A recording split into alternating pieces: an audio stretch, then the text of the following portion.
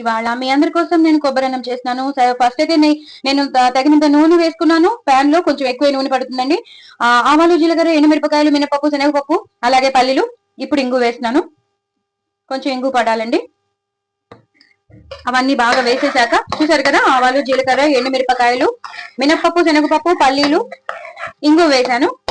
ఇదే టైం ఇలా ఎర్రగా అవ్వాలండి. అప్పుడే బాగుంటాయి. అంటే మనం తింటుంటే, ఆ కొబ్బరి అన్నం తింటుంటే ఆ పల్లీలు గాని ఆ పప్పు గాని టక్ టక్ టక్ మన అనాలి. అప్పుడే బాగుంటుంది. కొంచెం కరివేపాకు వేసేసి ఇలాగా కలిపేసుకోవాలి. మొత్తం వేగిపోవాలి. పచ్చిమిరపకాయలు కూడా వేగిపోవాలి. కానీ పోపు అంతా వేగాకనే మనం పచ్చిమిరపకాయలు వేయాలి. ముందరే పోపులో వేసేస్తే ఏమవుతుందంటే పచ్చిమిరపకాయలు మాడిపోతాయండి. మరి మాడిపోయినా కూడా బాగుండదు. ఎందుకంటే మనం తినాలి కదా. పచ్చిమిరపకాయలు చాలా టేస్ట్ గా ఉంటాయి ఇందులో. సో మరీ మాడిపోతే బాగుండదు. కాబట్టి ఈ మాత్రం చాలండి. ఎందుకంటే కొరుక్కుని తిన అంటే ముద్దలు మనం కొబ్బరి అన్నం తినేటప్పుడు పచ్చిమిరపకాయ కూడా కొరుక్కుని తింటే చాలా బాగుంటుంది. కాబట్టి మరీ డీప్ ఫ్రై చేసుకోకుండా ఇప్పుడు మనం తగినంత కొబ్బరి వేసేసుకోవాలి. నేను ఒక పెద్ద చిప్ప కొబ్బరి వేసేసుకున్నానండి. నేను గ్రైండ్ చేసేసుకున్నాను. నేను తురుముకోలేదు. అది తురుముకోవడానికి రాలేదు. సో నేను దాన్ని ముక్కలు చేసి నేను మిక్సీలో వేసేసి చేసేసుకున్నాను. ఎలా అయినా చేసుకోవచ్చు. తురుముకుని చేసుకోవచ్చు, లేదా ఇలా అయినా చేసేసుకోవచ్చు. ఇలా ఒకసారి వేయించేస్తే ఏమవుతుందంటే కొబ్బరిలో ఉన్న పచ్చివాసన పోయి మంచి ఫ్రైగా అవుతుంది అనమాట. అప్పుడు ఒకవేళ కొంచెం మిగిలిన సాయంత్రానికి పాడవదు. అదే అప్పటికప్పుడు వేసేసామనుకోండి అది పాడైపోతుంది. బాగా వేగిపోయింది చూసారు కదా. ఇలా వేగితే చాలు. మరీ డీప్ ఫ్రై అయిపోతే దాని ఫ్లేవర్ మారిపోతుంది. కొబ్బరి ఫ్లేవర్ మారిపోతుంది.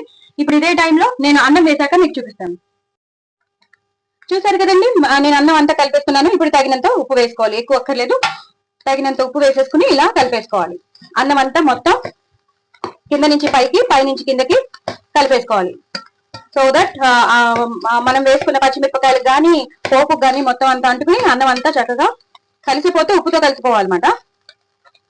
సో ఇలా కలిపేసుకున్నాక కింద నుంచి పైకి, పై నుంచి కిందకి కలిపేసుకున్నాక మనం లాస్ట్ లో కొంచెం నెయ్యి వేయాలండి. ఒక స్పూన్ నెయ్యి వేసేస్తే మంచి ఫ్లేవర్ వస్తుంది. ఒక స్పూన్ అసలు కంజూసి అవ్వద్దు, వేయాలండి, బాగుంటుంది. అలాగే లాస్ట్ లో ఇంకా కొత్తిమీర, కరివేపాకుతో గార్నిష్ చేసేసుకుంటే కొంచెం నేను షార్ట్గా దాచుకుంటానండి.